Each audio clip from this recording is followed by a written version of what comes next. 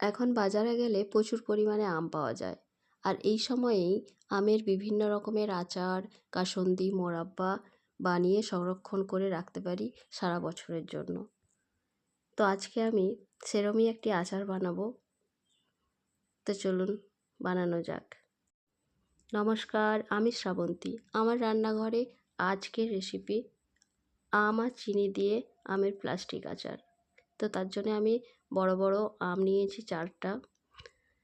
তো আমটাকে আজকে আমি অন্য রকমভাবে কাটবো। পুরো ভিডিওটা দেখার জন্য অনুরোধ রইল। আমটা এইভাবে আমি গোল গোল করে কেটে নিয়েছি। মাঝের যে কুচিটা ওটা বাদ দিয়ে দিয়েছি। এই দেখুন, এইভাবে সব আমগুলো আমি কেটে নিয়েছি। একটু আঁটি হয়েছিল আমটাতে, সেরকম একটু আঁটি আঁটি থাকলেই ভালো হয় প্লাস্টিক চাটনিটা।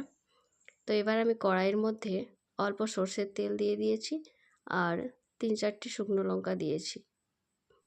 5 ফোড়নও দিয়ে দেবো এর সাথে। 5 ফোড়ন দিলে প্লাস্টিক চাটনির টেস্টটা খুব সুন্দর হয়। এই চাটনিটা এখন সংরক্ষণ করে রাখতে পারেন, নষ্ট হবে না। তো এর মধ্যে আমি আমগুলো দিয়ে দেবো। এরপর আমের মধ্যে আমি লবণ দিয়ে দেব। পুরো ভিডিওটা দেখবেন, আর দেখে যদি ভালো লাগে বাড়িতে অবশ্যই বানাবেন, বানিয়ে আমাকে জানাবেন কেমন হয়েছিল।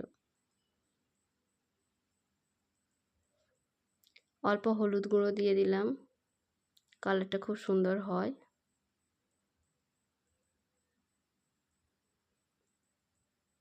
তেলের মধ্যে আমি আস্তে আস্তে নাড়িয়ে নেব। আমটা ধীরে ধীরে আমি তেলের মধ্যে নাড়িয়ে ভেজে নেব,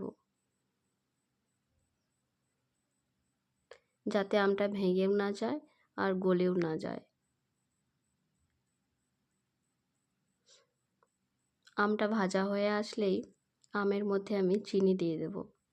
কিন্তু আমের মধ্যে কোনো রকমের জল দেব না, জল দিলে কিন্তু চাটনিটা নষ্ট হয়ে যাবে।